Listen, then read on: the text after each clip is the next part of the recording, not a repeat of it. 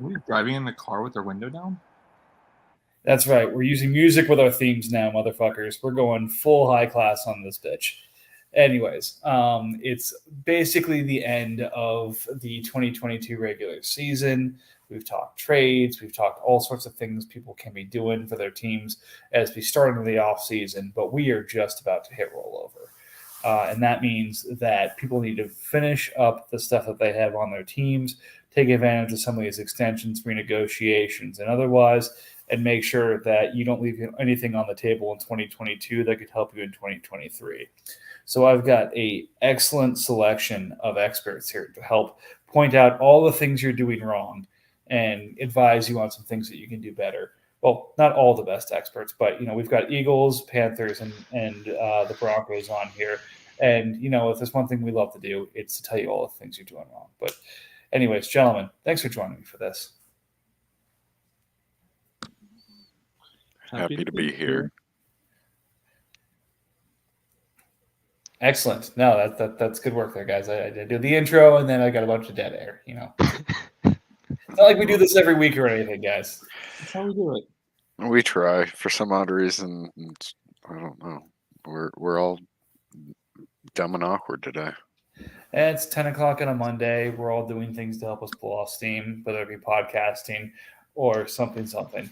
Anyways, so like I said, what we're going to do is we're going to go through the cap hits and extensions tab here. Look at teams who haven't used their regular extensions or renegotiations. Like, holy shit, the Falcons haven't used any extensions or renegotiations.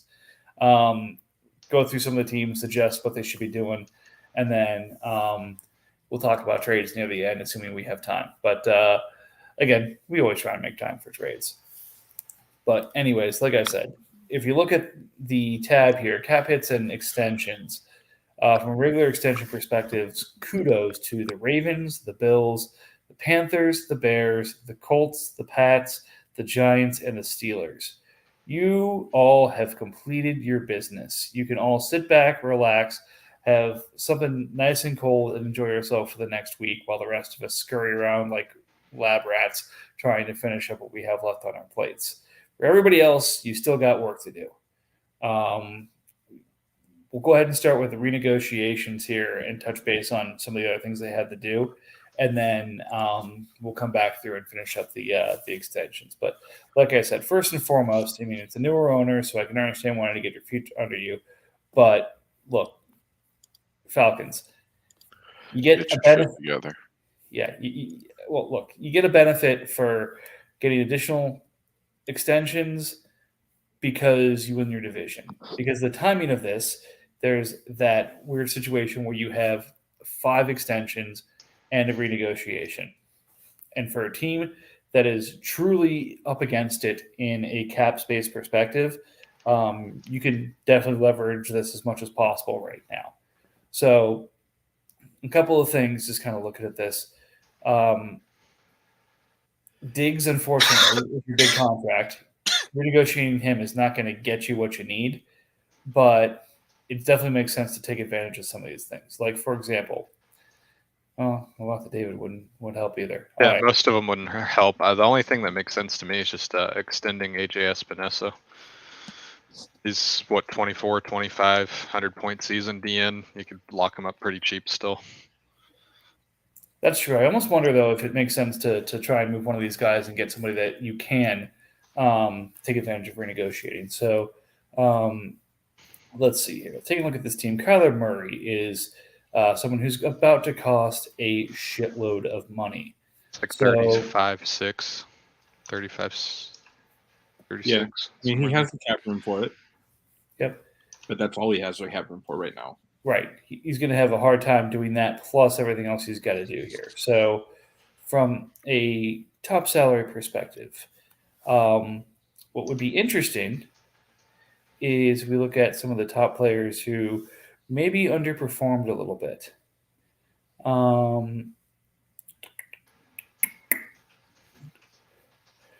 when did some of these quarterbacks get really cheap? When Geno Smith became a starting quarterback. No, they're all pretty reasonably priced now. We have a lot of quarterbacks who are waiting on 5th-year options too. Yeah, but it's not that bad. Everyone seems to just find the right moment to renegotiate people. Like Jared Goff is 12 million. Tannehill's nothing. Stafford's like 8 million. A lot of guys are sub 20 right now. The only people that are north of that are essentially the recently fifth yeared and or really high performing, like the Josh Allens, the Lamar Jacksons. All right. I think again, what would be interesting, because he's definitely looking for opportunity to shed some salary, is if you took took Kyler and maybe another player, went to Jeremy, and said, "I'll take Aaron Rodgers and an improved piece on one of these things." So say, again, some would debate whether it's an improvement or not, but like Josh Jacobs and Kyler, looking for an addition in there for Derrick Henry and Aaron Rodgers. You could renegotiate Rodgers to half his salary right now, which would be a $17 million savings.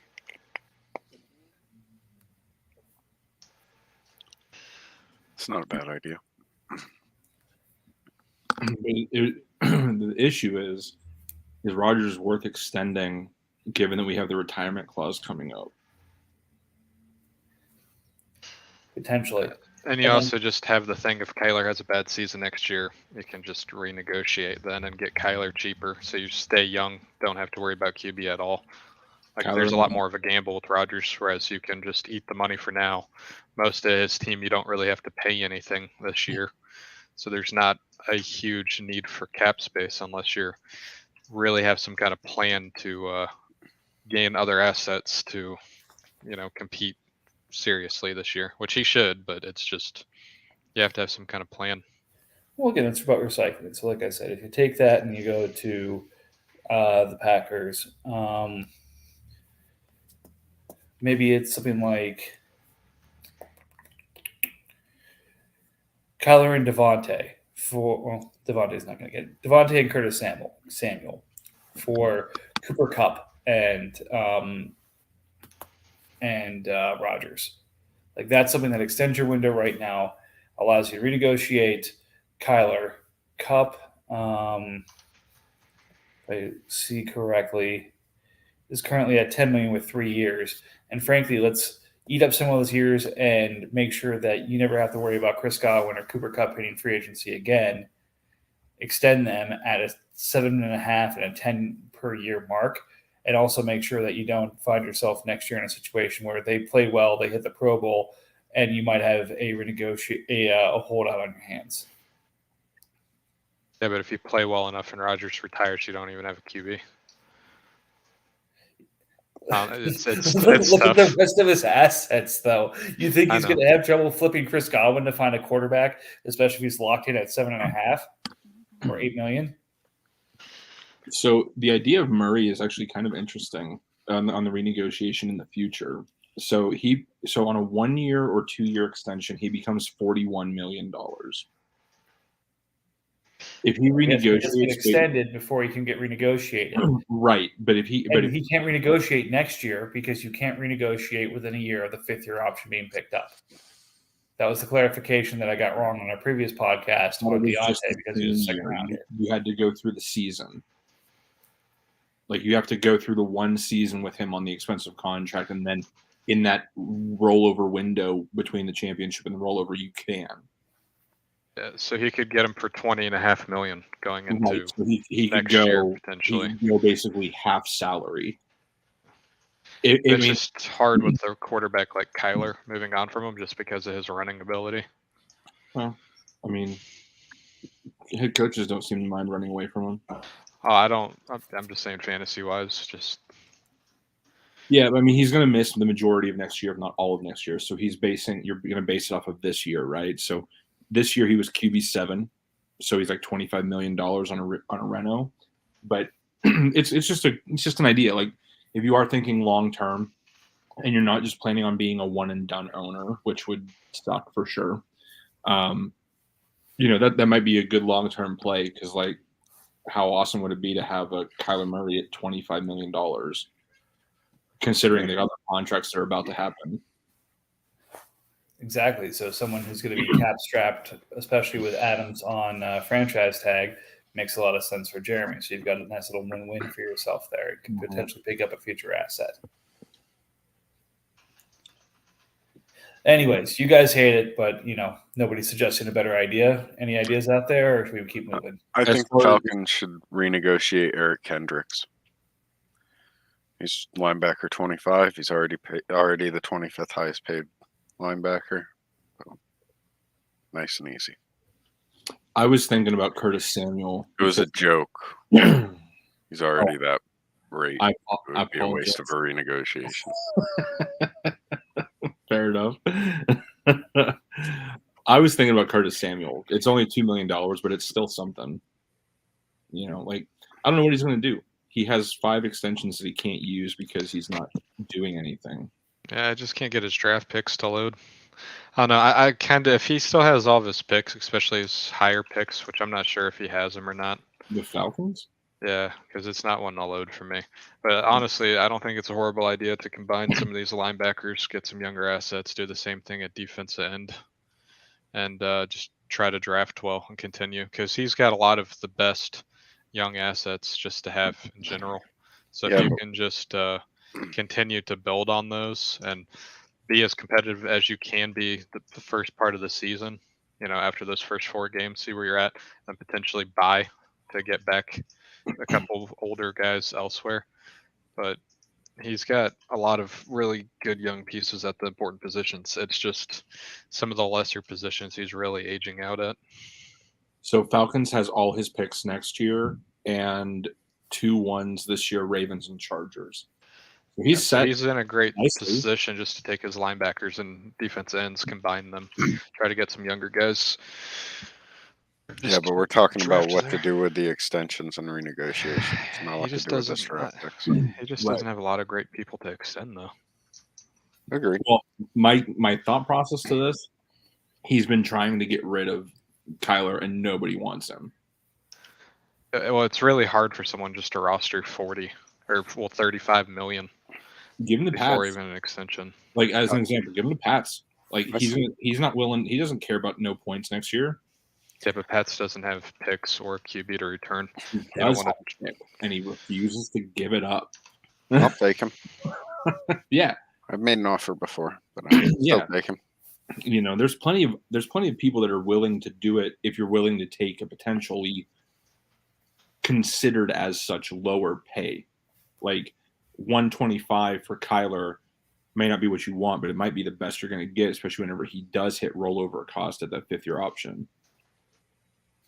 So like you got to think about, like, I know he's new, right? But like we're all here to help him, and I don't see So- why anyone would take a 125 for QB that young.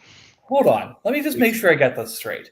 I suggest Aaron Rodgers in an upgrade from Curtis Samuel to Cooper Kupp for Kyler. And that's not something that makes any sense to do. But 125 straight up for him is. no, Yeah, it was an example. It wasn't. I wasn't like saying 125. I don't even know who has 125. I I I was don't just- know, but I'll go buy it right now. and Yeah, see. right. I'm sitting over here like, Someone go find it. It was just an example. Like, would you take a mid-20s or later pick for Kyler, or would you like try to hold out and suffer? did, I'd potentially laugh because at you're you, trying to get be top honest. 15? What's up? I'd laugh at you if you did. Well, it's not like that's not the. I'm not saying you do take it. I'm just saying, like, what's it worth? That might be the best offer he's getting on Yeah. the market right now. And Right. if you feel that is the best thing, he's not necessarily talking about like the value, but if you end up moving that, like, is that the play? Right. Like, is Like, Kyler because worth- extending isn't the play. Well, Jets Right. still wants a QB, right? Jets has all those picks. Jets isn't going to take Kyler, I don't think. Jets wants a quarterback that's going to play this year. Right. Jimmy G. Uh, He said Well, he certainly has a better chance than Kyler. yeah, I don't know why I would be too worried about this year. Like, majority of Jets cores, young wide receivers. You can wait on that. People build how they build. It's fairly reasonable to think the receivers are going to have long careers. All right, so let's move to the Cowboys here so we don't get ourselves in a 4-hour pod situation. Those are Hmm. the best. I know I'm the worst. This would be more fun if he picked up T.J. Watt's holdout last year, because if he picked that out, again, I can't recall the bylaws to see whether he would be allowed to renegotiate him at the end of this year. But again, you pick it up and then you renegotiate it, and it's not that bad right now. And you have him at like, I don't know, probably like a $12 million cap situation versus $8 million coming off of the holdout, and you're probably gonna have to franchise him next year. I mean, I would hope that he gets, smart enough and moves off of them. I would probably renegotiate Sterling Shepard. Like if you're not looking at like Watt. Yeah. Let me look at this here.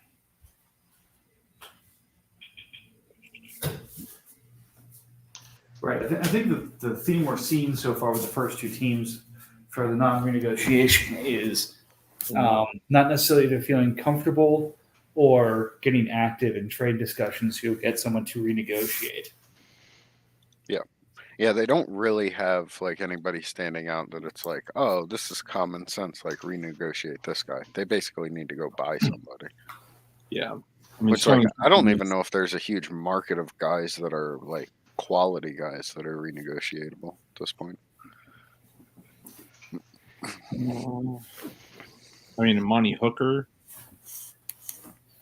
like just to get him off of $8.8 million. Yeah, but the thing is, though, why would you extend someone who might not have any value and then just pay them even more years, even if it is a lower number? Like he goes to 1 year, like you could cut him right now and pay him 25% next year to just not be on his team. Sure, but is he not the starter or at one of the safety positions in Tennessee? I'm not entirely sure. No? I know he was hurt a lot last year, but I thought he was the starter. But either way, I mean, he's still Kevin Byard and someone. I'm not entirely sure who plays back there with him. Yeah, I mean, he's like the only option here other than TJ.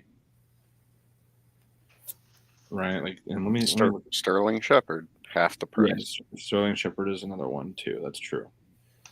Assuming he comes back and is what he was. So yeah. All right. If this continues, I think we're going to change the approach here from teams that should be using the renegotiation to let's kind of go through the standings and say who would be good people to target in trades to go try and renegotiate. So let's check out the Lions here before we completely abandon the premise of the podcast and go a different direction. So who makes sense for the Lions to try and renegotiate? Okay, let's check out Lions. Jamal Adams. All right. No, that's Saints. Sorry. I was too confused. Yeah, even if Saints does that, though, he only saves like 2 or 3 million, which is better than nothing, but it's not crazy. So don't have to do a contract, but he is expiring 33. You know who you renegotiate? You renegotiate Donald Parham to half of his current 5.3, and you wait for him to take the starting job in LA. Isn't he like 20 something? Yeah, he's not getting that. He's a lot younger than I thought. Yeah, he's only 25. But if they really do release Everett, it's his job. Yeah. Unless Everett was on a 1 year. Yeah. What, was he? I thought he was a couple of years. But regardless, I think that's a good option. Like just looking at it without looking too deep. Yeah. I actually like that. Options here.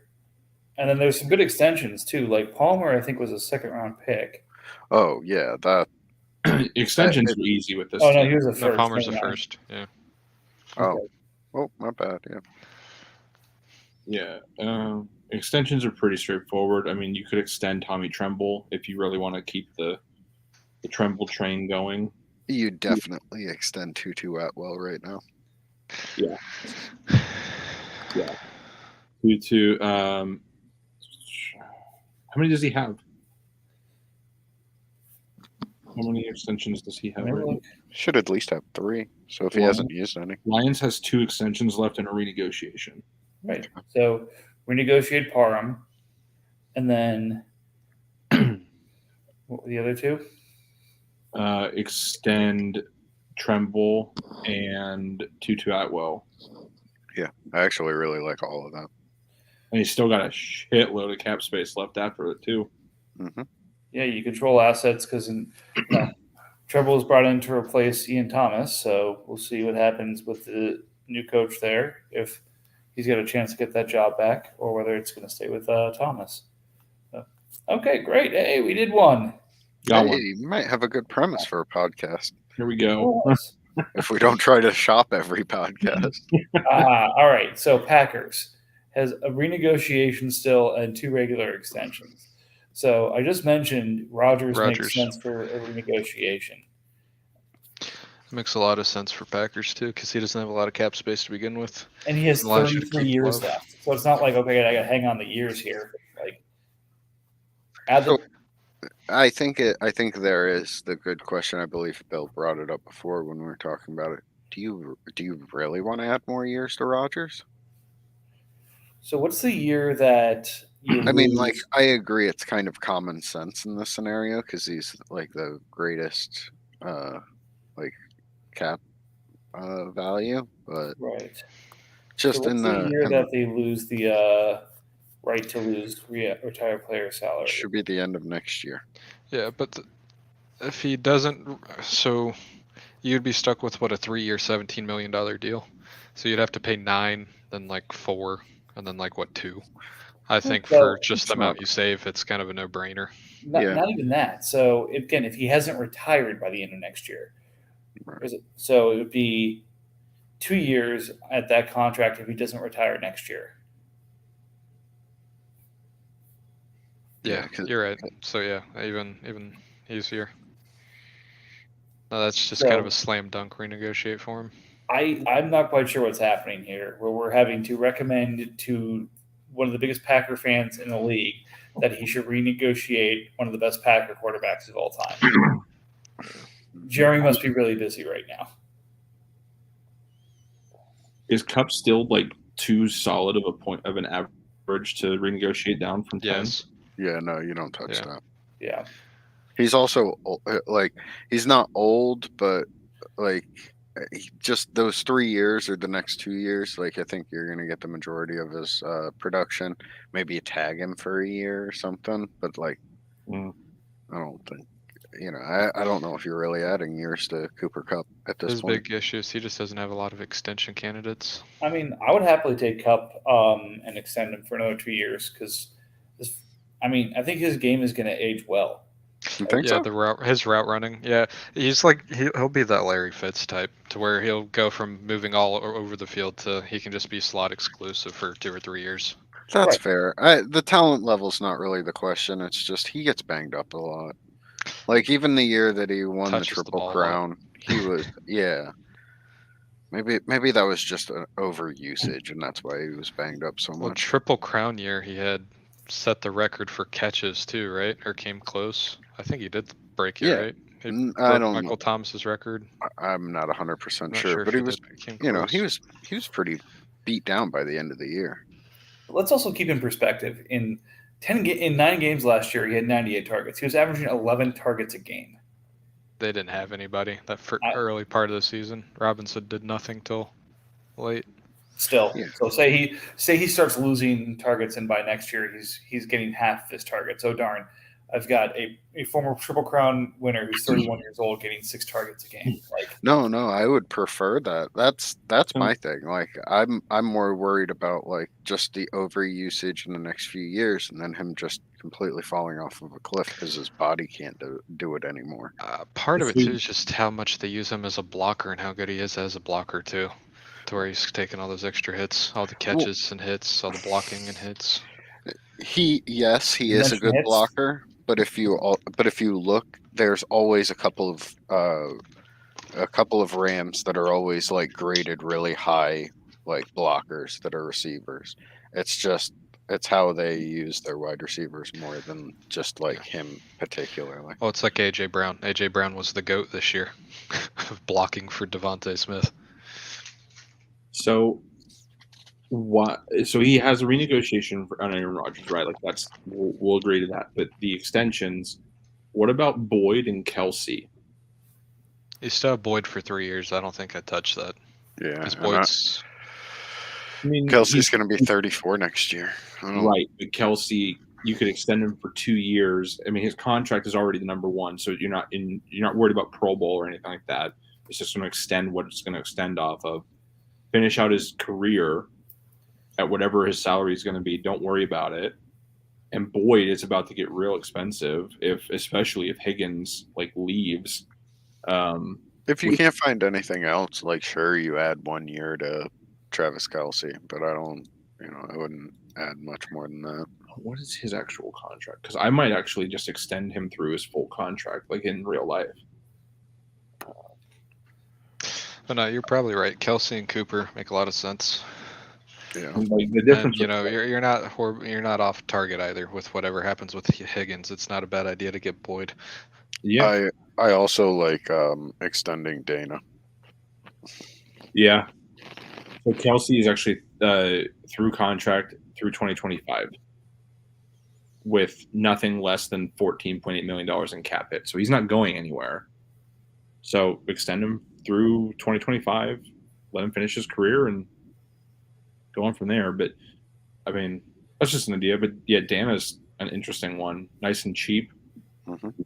And Good player. He was more productive last year when he was a full-time starter. yeah, But he's young enough. To Clark where, may not come back. Yeah, Right. he lost the job to Karloftis, right? Yeah. Yeah. Yeah. So it's basically about whether Clark returns or not. Well, you give the guy a year after losing his job. Karloftis in there too. You never know who can win out. That's true. All right, let's move to Raiders. Karloftis isn't crazy. Where are we going to? Raiders. Raiders. Yeah, he's got people he's still got to elevate. Yeah, Mike Williams needs to either be extended or renegotiate. I don't know if the renegotiation would help him in that case. So Raiders has 3 extensions and 1 renegotiation. He doesn't have a lot of cap either, because once he brings Leonard back up, he's to what, 5-6 million. And then if he keeps Cephas, brings him up, that's takes him down to essentially around 5 million if he just promotes those 2 players. So that will be interesting. So if he brings Leonard back up and renegotiates him, so we had 21 points in the 3 games last year. And the previous year, the last 5, he had about, call it 85 points. Averaged 13 a game then. 13 a game at linebacker.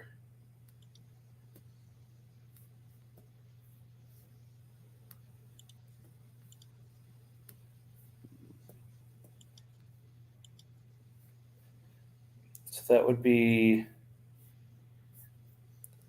somewhere in the 16 to 26 range.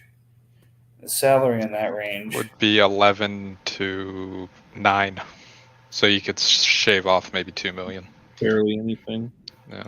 right, but then from an extension standpoint, he might be able to extend him on the cheap there at just 26. And it'd just be worth it for the caliber player he is. Yeah. So let's just double check the But he still has Yeah. 3 years, even if you don't. And 3 years puts him at 30. yeah, so 3 years, 20, yeah, zero increase at 26 to 32, or 3%. So basically either 3% or 0% if you add 3 years to him. I mean, the obvious one here for an extension is Quintez Cephas, is it not? No, It's a joke. I know. Yeah, I know, but we wanted to be quiet to make you feel awkward. Thank you. It worked. What about Aziz? I don't know if he's going to hold his job through next year, but like, what about Aziz? Yeah, I would definitely. extend him for sure. I mean, considering the health luck the 49ers had this year and the fact that Aziz is only 25.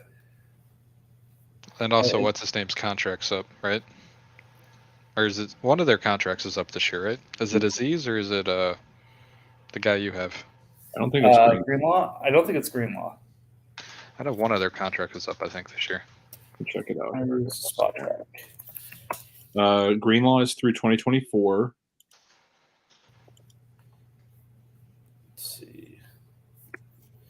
Warner, I'm pretty sure is still. It is. It's Aziz. Aziz is a free agent. Yeah, so he's a free agent coming off injury, so that makes it a little bit more interesting on whether or not you actually want to extend him. A little bit more risky, but again, he's one of those guys who's performed well. And again, D'Amico just took that role in Houston, and I think he's going to be looking to bring on a bunch of guys. So I mean, his offensive coordinator is a former 49er coordinator or position coach. Same for I think his defensive coordinator. Chief of staff came over. He's just raiding the 49er staff, and likely will be doing so with the roster to try and populate this. So I would not be shocked to see Aziz end up in a strong position there on defense. Yeah, I was going to say my concern isn't the injury; it's him leaving the Niners. Mm-hmm. Well, the other thing is if he does actually go to the Texans, he would be pretty much competing with Christian Harris because they both play similar roles. Well, him and Greenlaw play similar roles too, and they did just fine together. I mean, I feel like Harris is going to get positioned into that Warner role. Aziz is usually the guy who fills in there for Greenlaw or at the other linebacker position. So he doesn't necessarily on the field as much. But yeah, they played Harris a lot, though, in that Mike role, but he played bad this year. So I think he probably ends up going into that outside. So then the question is the Mike role open? And if the Mike role's open, I mean, I don't think that's Aziz territory, though. Who knows? Again, if he's looking for someone who knows the system, again, not exactly his. It could be a great 1 or 2 year value, and again, if his contract gets extended, and everything, it'd just be a great trade flip. If nothing else, like Raiders is looking for assets here. You add 2 years to him, extend him at the rate he's at. You're going to save yourself some money. He's going to be a $3 million linebacker off his rookie deal. He's already off his rookie deal, but. A $3 million linebacker with an opportunity to be in a really good location. Like those are borderline first round picks. Did we say anything about Mike Williams? Yeah, I was thinking I wasn't sure if we should renegotiate him. I didn't do the math on that yet. He would make the exact same amount of money. Okay, so maybe just extend him. Yeah, he would go up to. Is Jeremy Chin a renegotiation? $8 million for a safety is tough. He's 24, but still having 6 years tied up at safety is also tough. Mm-hmm. I don't think he's a target this year. I would wait and see what happens next year. So maybe it's just, if you're going to do anything with Shaq, renegotiate him, save yourself $2 million on him and lower his basis. And then that's the savings you get. You like to get bigger, but no big deal. It's not $2 million. It's like $200,000. I thought we said, no, you would come down to $9 million. Shaq Leonard, he's at 11.6 right now. He'd come down to around $9 million. No, it wasn't that much. It'd be anywhere from essentially nothing to $2 million, just depending on where he landed in that wide range of averages we had. Right. Again, it was about 108 on a 8-game basis. That would be. Yeah. But the other thing though, Shaq Thomas is probably a cap casualty in Carolina. He's due $11.5 million with no dead money. Mm-hmm. So he's probably gone. And was less efficient than Corey Littleton. Yep. And they also drafted Brandon Smith, so they've already got replacements in the building. Thompson's just going to go somewhere else and ball out though. Yeah, he'll be really good somewhere for a couple years. Yeah. He's got some options. Yep. All right. Another team that is new. Took a minute to get his feet under him, but he's run out of time to take advantage of a good situation this year. The Chargers. Okay, so Chargers has 4 extensions and 1 reno. So, yeah. So he can't reno Chubb because he's Pro Bowl. Yeah. He already tagged Andrew's a Pro Bowl, so he can't do that. Hicks performed like a madman this year, so you can't renegotiate him. Yeah, there's no one to renegotiate on that roster. Christian Kirksey.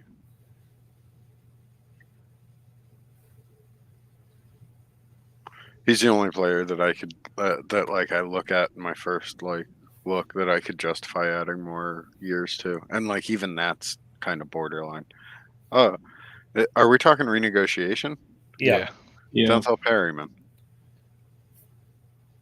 Does he have a multi-year? Oh, yeah, he does have. Yeah, Oh that's- yeah, he cuts it in half. Yeah. Yeah, you're right. Well, there's that. Well, that makes that simple. Good work, RJ. I All try. right. And extensions. Christian Kirksey.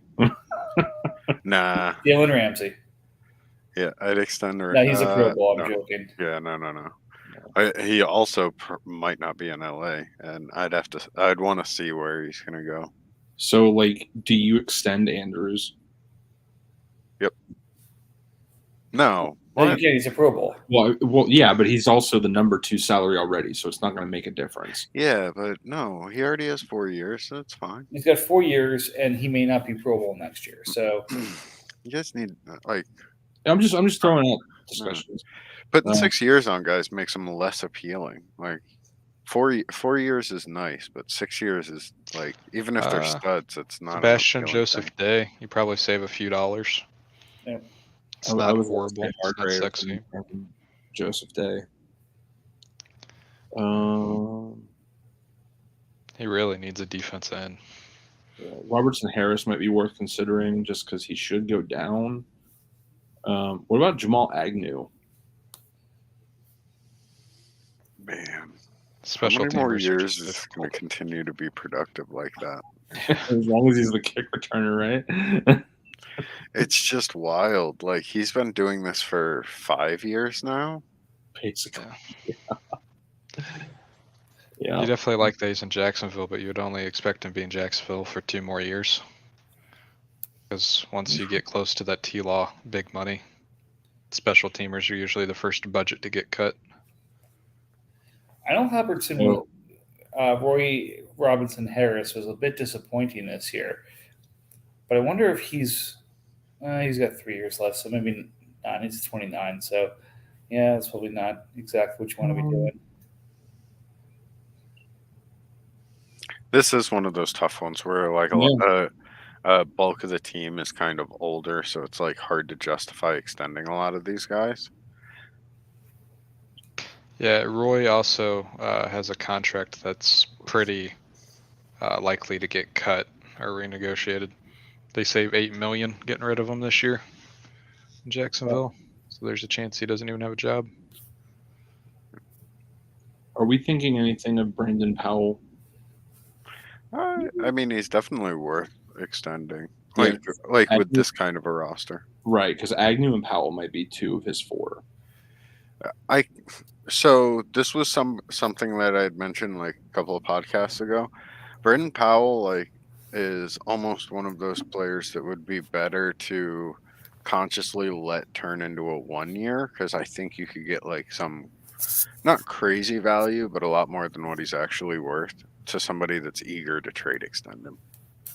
Yeah, because you also have to think he's competing with Tutu Atwell, and they're both similar Right. kind of talents, except you know there's a lot more invested in Tutu. So At some point leading up to the draft or like during preseason time, if you like let him go down to 1 year, I bet you somebody would come with like a pick swap into a second or like a third plus straight up for him, and like I think that's better than if you extend him this year. I think you get basically the same. So like why exhaust one of your resources on something like that? Mm-hmm. the real thing is, what do you do with 2 starting quarterbacks and Trey Lance? Well, who knows what the elbow and yada yada yada in San Fran, but he'll go somewhere. And Gino. You either try to remake this team or you go try to get your pick back. Right. I mean, I feel like the big thing is to move one of these quarterbacks. And then if you do that in time to be able to renegotiate or extend at this point, I think it's the right thing to do, but that's tough. But again, interested to keep it moving. Let's go to the Dolphins. Move Hurts. Mm-hmm. Yeah, renegotiate Hurts. No, Yes, move. yes, please. Yes, That no, would be renegotiate hilarious. Ertz. So he has four extensions and still has a renegotiation.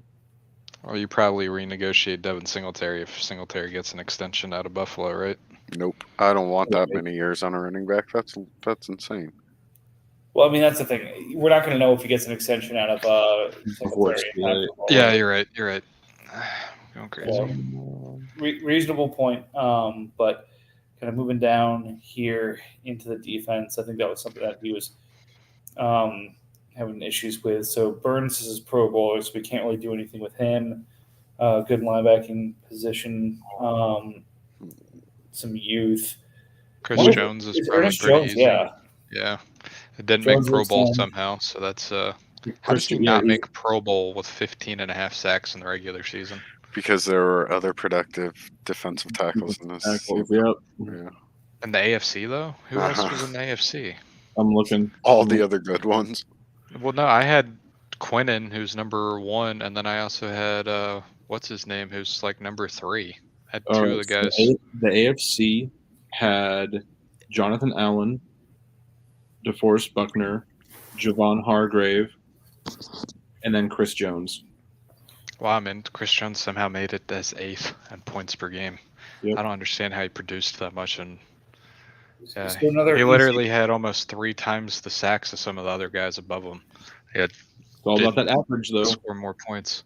I know, but man, sacks are usually the juice of the D lineman. Like he has 13, and there's guys with 8.5, 8, 6.5, and 5 above him. Another AC extension, Noah Brown. He seems to be in that third role that Dallas keeps drafting for. And irregardless of, say they even find it next year, having him locked in at $500,000 in the Dallas offense is worth it. He's, if nothing else, a good depth piece that will get you wide receiver 3 or 4 points over the course of the year for $500,000. People will take that all over the place. Yeah. Yeah, they use him a lot too as a blocker and goal line. So he's always got a chance just to sneak out on one of those and gets a touchdown. And for same with the Richard price, it's James. fantastic. Yeah. Although James, is he still on his rookie deal? No. No, not in this league. Yeah, 5 years. Okay. So I was double checking because there's nothing in his comment box. Oh wow, he's a lot younger than I thought. Yeah. So 2-year contract, bare minimum, lock him in. Like again, so yeah.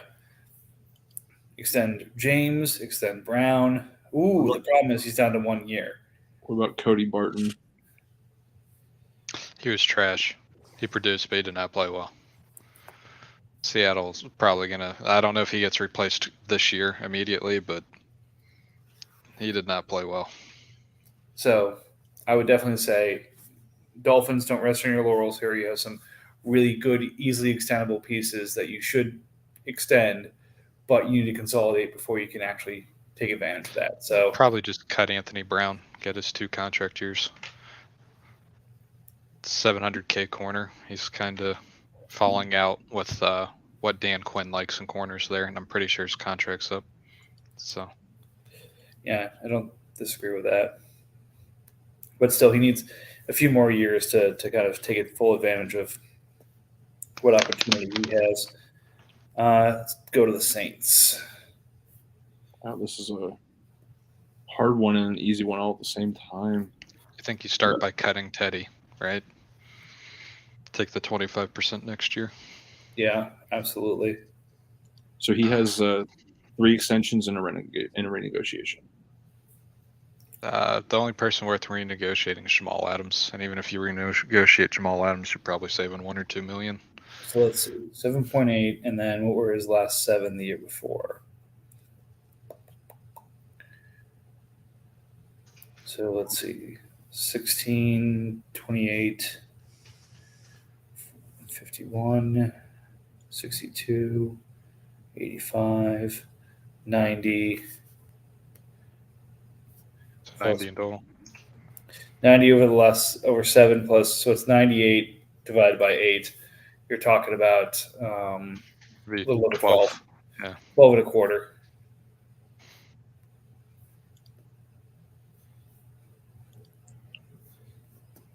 So That's not worth it.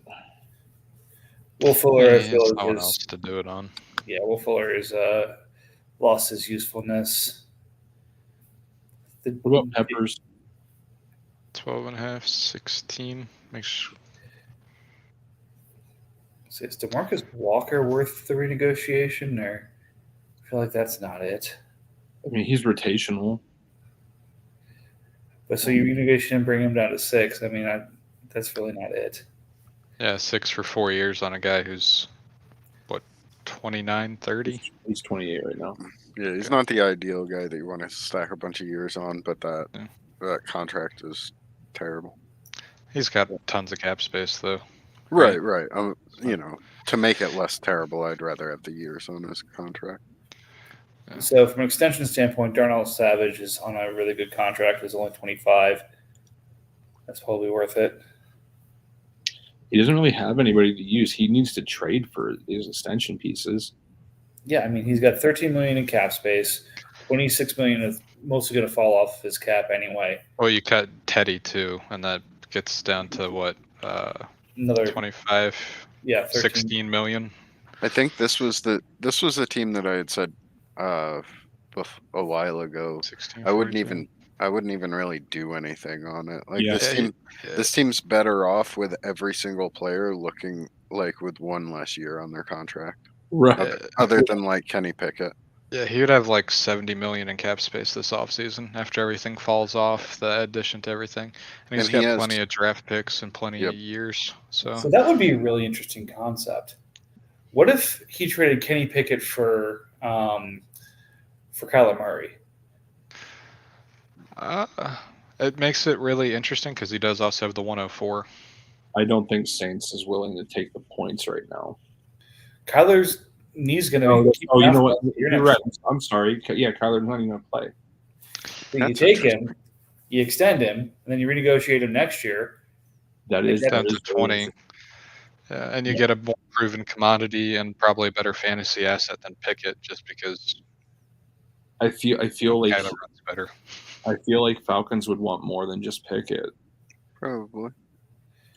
All right. Well, And he doesn't have anything more to Oh, give. But I The do Saints But roster. Pickett at my pick. I So, do think that's a I'm very in what, interesting. Mid-20s? No, I if you're Saints, I don't think you're paying anything more than that. All right. Like, Yeah. but I love that idea. I don't, like I have questions on like if the Kyler seller's going to be, in the same boat as that. But I do I like it from an Yeah, you outside get 3 perspective. years of a pretty cheap QB over Kyler, and you get Yeah. another draft pick, so you'd have 3 first-round draft picks to add to that Falcons team. Yeah, that'd Yep. be pretty good for him. And All right. Saints still has If I'm Saints, I might try to squeeze a pick out of him just for helping him out of the pickle that he's in. All right. So I want to make this next one as quick as possible. It's the Giants. He's got renegotiations and a couple extensions here. Renegotiation-wise, no one's really No, he only has a. It's Derwin James.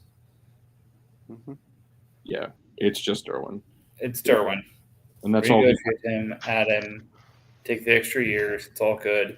Plus, you have 2 extra years remaining on your cap before turn. Like, just stop thinking about it. Stop trying to make all these fancy trades you want to make that nobody wants to pay your price for. What do you Just mean? Negotiate. Every trade he Derwin gets, he James. wins.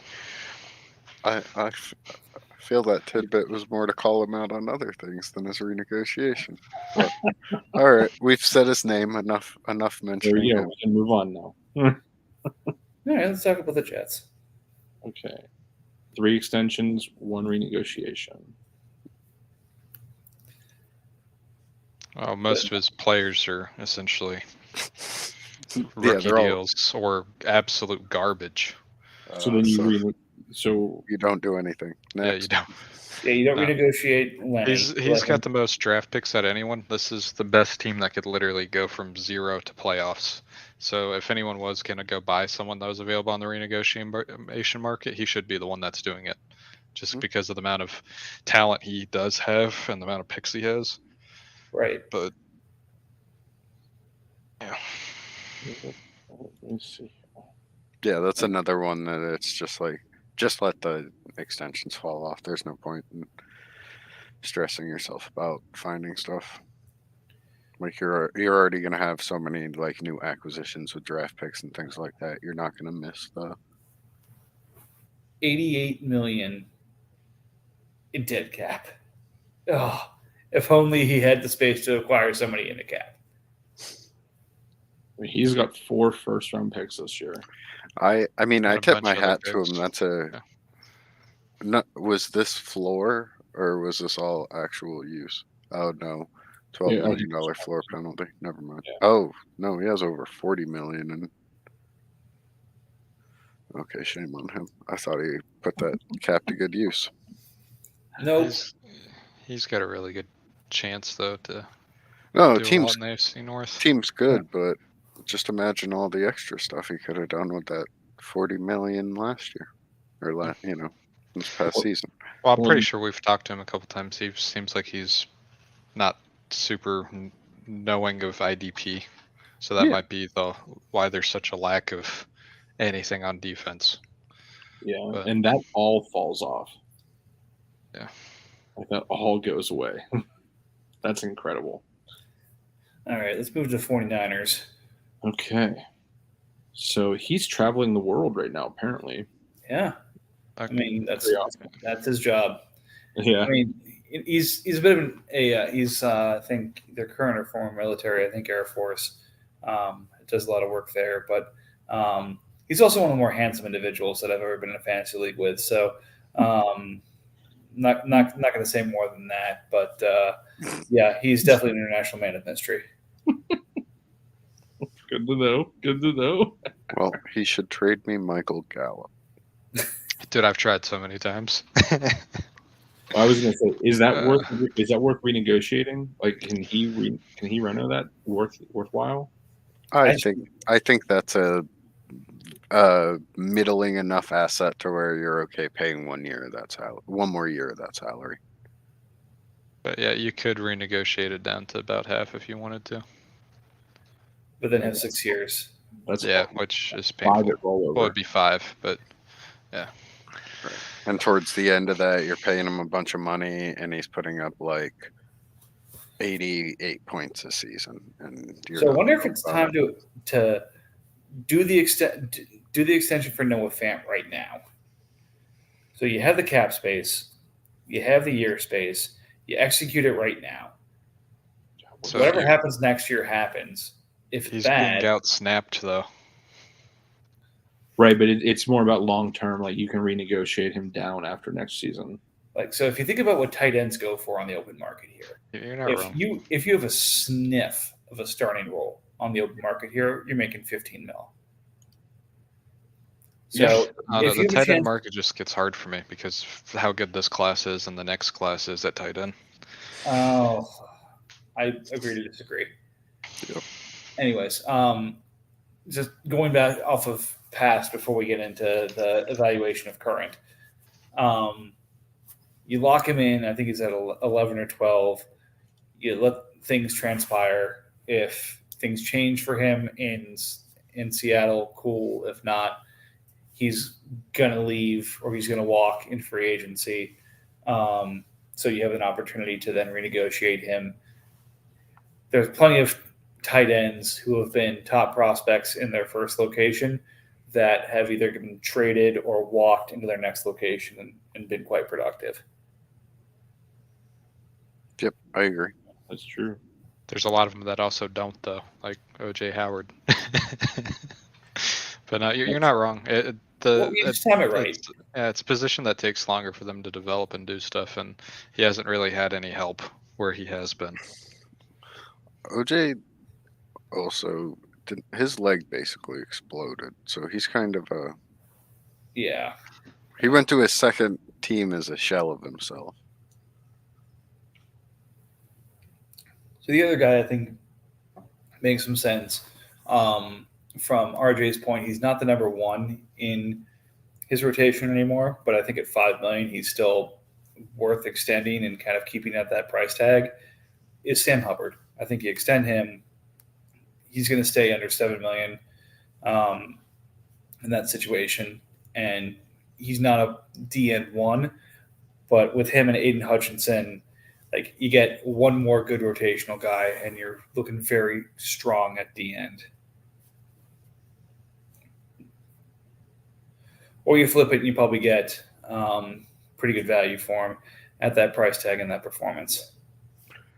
I mean, either you can't go wrong with either of those. Like Hubbard's going to be productive, but it's also like he's never going to be the most productive guy on his team anymore. Like that's going to be Trey Hendrickson, the one that gets all like the coverage sacks and stuff like that. But like he's still, he's young enough, talented enough. He's going to stay productive on the opposite side for quite a long time. So the next one has some interesting ideas. It's the Seahawks. Okay. So the biggest contract reduction one, and with a week left, this is a bit of a risk, but considering there's at least a year left on him anyway, it's almost a risk worth taking. Do you renegotiate Baker? Again, you get to hold him.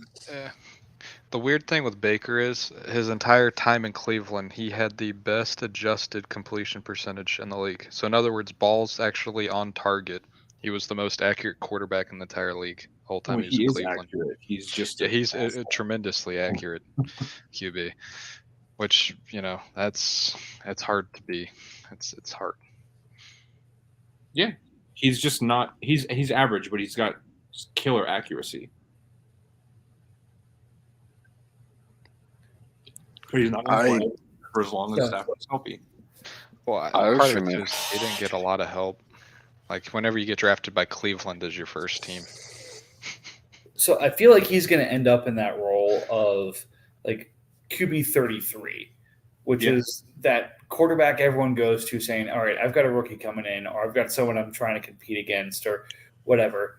He's shown the ability to, again, perform. He's not going to win you games. He's going to lose you games potentially, but he can serve as that backup quarterback that's good enough that if you needed to start him for 3 or 4 straight weeks, I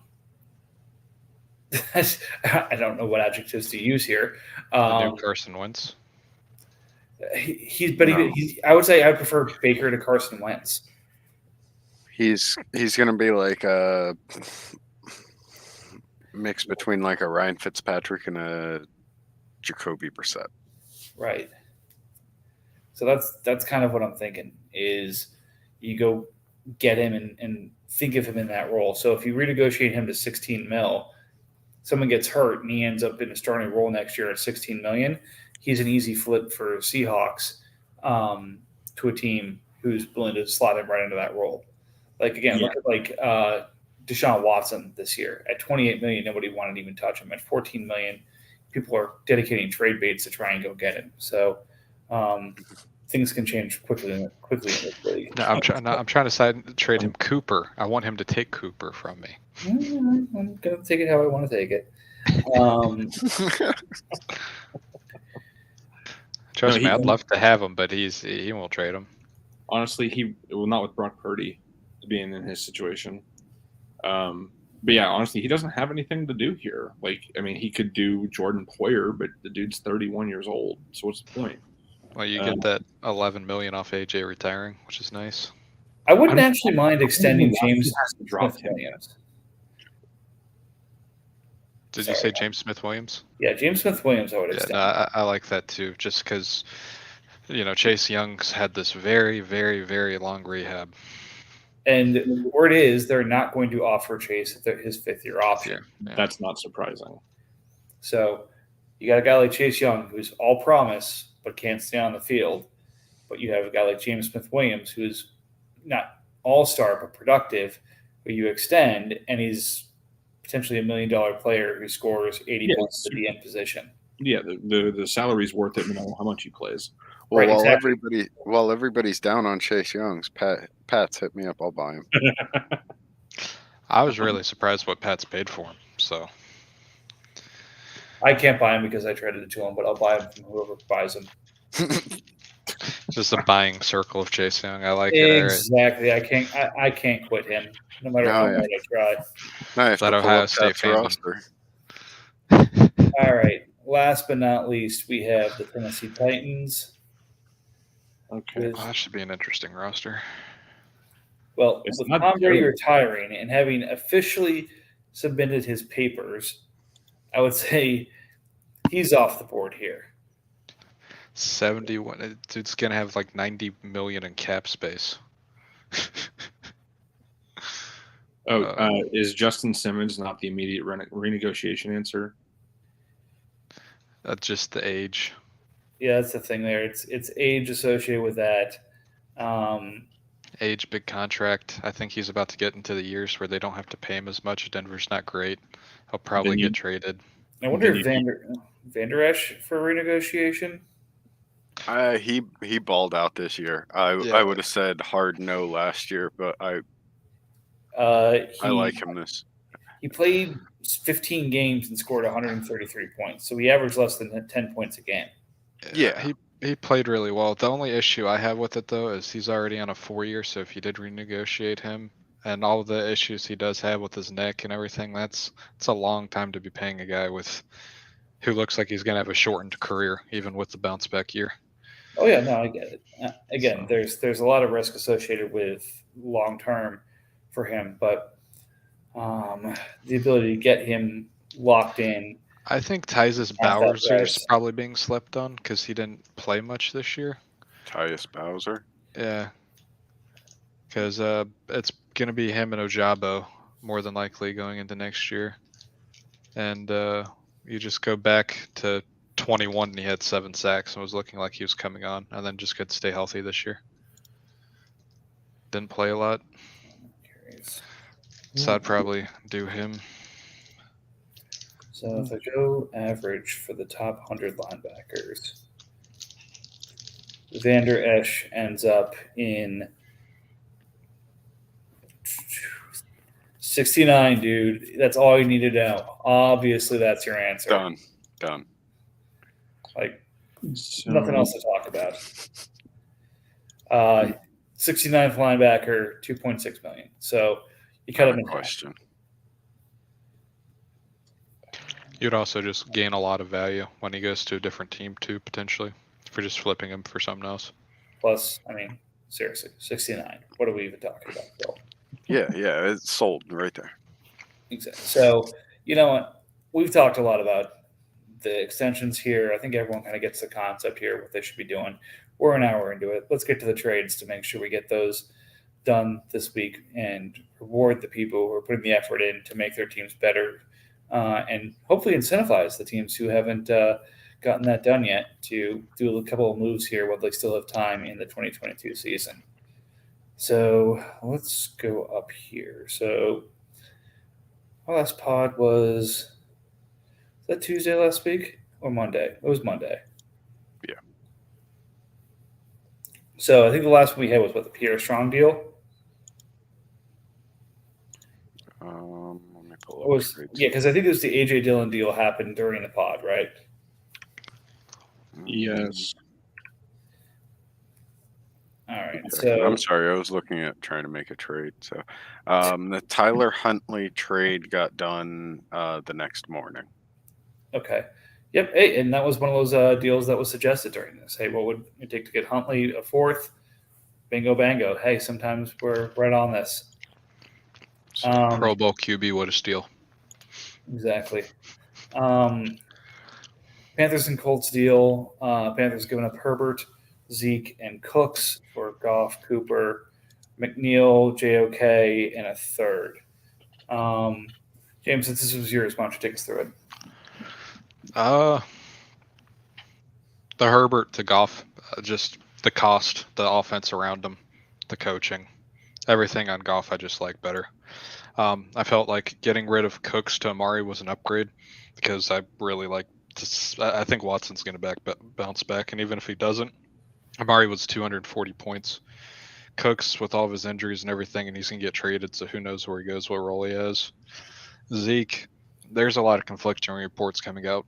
There's a report from his agent that said he was going to take a pay cut, and then Zeke's dad, who usually knows everything, and came out and said, my boy ain't taking no pay cut. And then Jerry says he wants to keep him, so who knows what Zeke even is doing.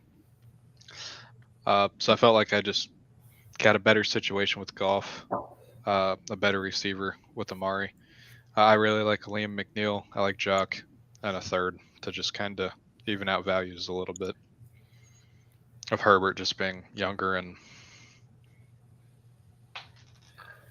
Yeah, perceived value difference. makes a lot of sense. When I look at this, the only thing that I think is, I feel like the value of Amari Cooper is a little bit more than what I perceive it to be. So I don't hate it. I kind of prefer the Herbert side of it, but it's not awful. I'm a huge fan of Goff's position right now. Yeah, I feel like it was one of those weird situations where maybe both teams took less than they gave to get those players, but I don't hate it for either side.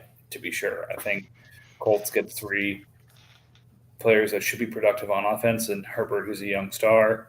Like I said, I've glowed about Goff before. Had Cooper, so who knows? Maybe by the end of the offseason, I'll have them back on my team. Just the way it works. All right, Chiefs and Ravens. Chiefs giving up Mills, Josie Jewell, and a 5th for the Jets' 23 second. Look, Jewell was incredibly productive in Denver last year and on a decent contract, $5.5 million. That paired with the potential, and I'm throwing air quotes out there, that the Texans don't go quarterback. And I think you have to consider that if this team prescribes to the 49er approach to team building, that you get the pieces in place first and then you go get the quarterback. At least that's how Lynch tried to do it. Again, I think that's how the Jets didn't do it, and they're running into some issues. So I think there isn't a possibility that the Texans look at this draft class at quarterback and say, you know what? No. And decide to put it off one more year, let Mills try, and instead go positions that are going to help the broader team get better instead of go get a quarterback. If that's the case, he's got a starting quarterback relatively cheap. That said, I think if you poll 100 people, 90 to 95 say they take quarterback at 2.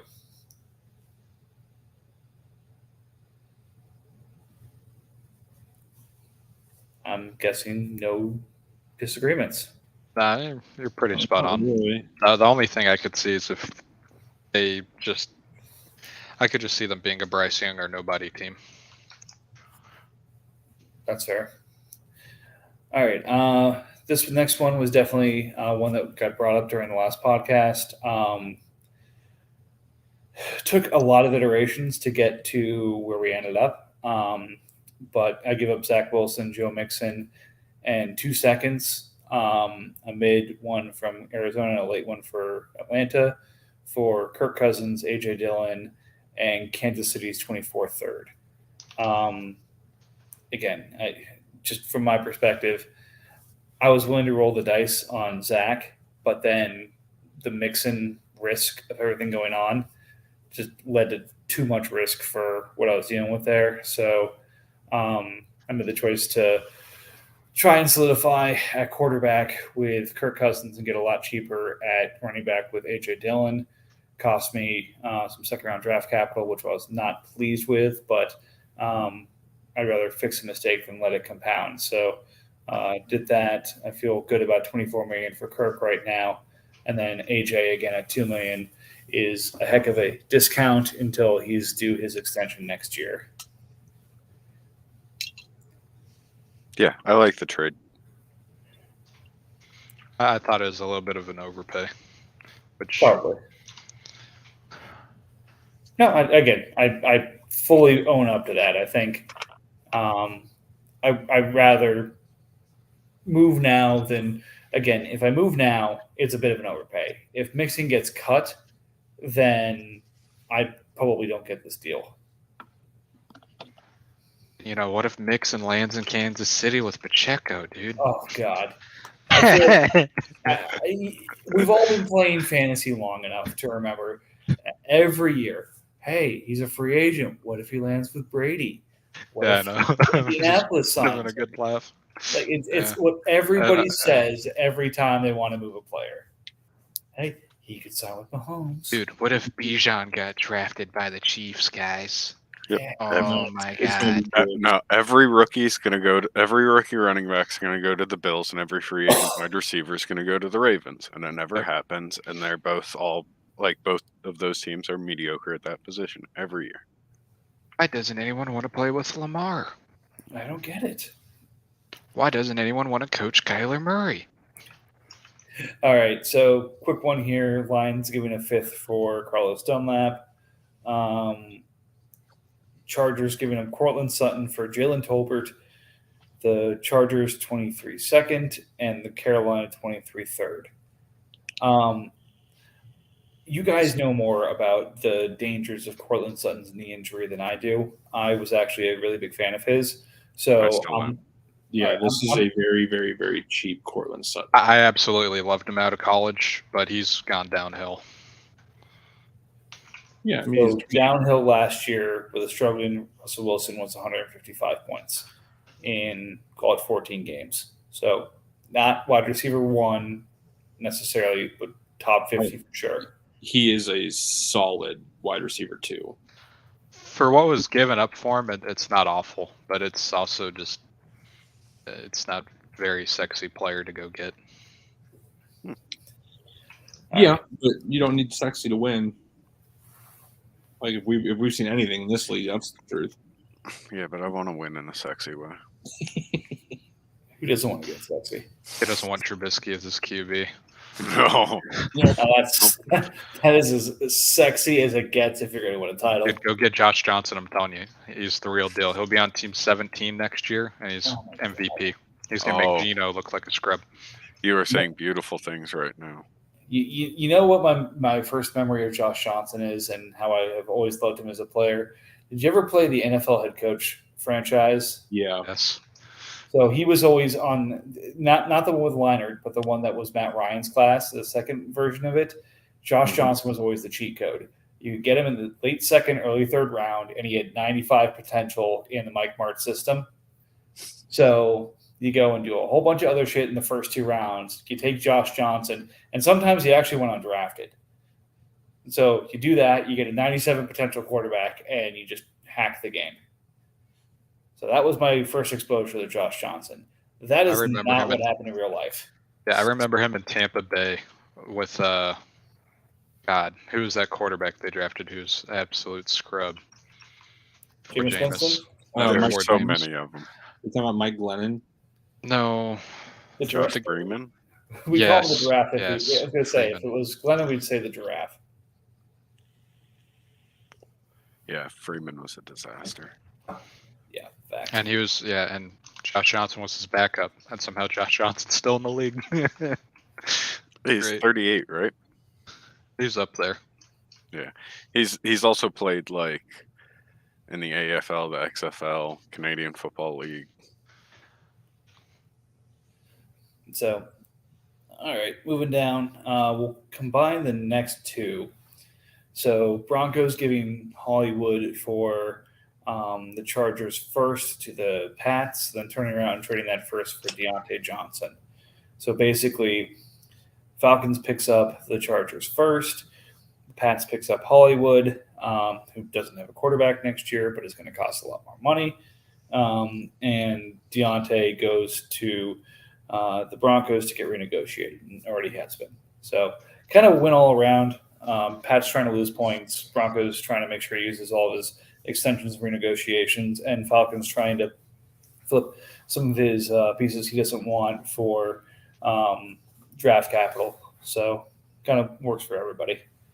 I thought he was trying to get space to do some renegotiations, and then he never did anything. So I don't really know what's up. But yeah, Anyone ever know what Patriots is doing? or Falcons or whatever. So Falcons. Both. Yeah, kinda I keeping think on this their is. toes. I would much rather have an $8.5 million Deontay than a $16 million Hollywood. Yeah, the Deontay is a steal, just especially given that, with all the targets and everything he had, he just didn't catch a touchdown.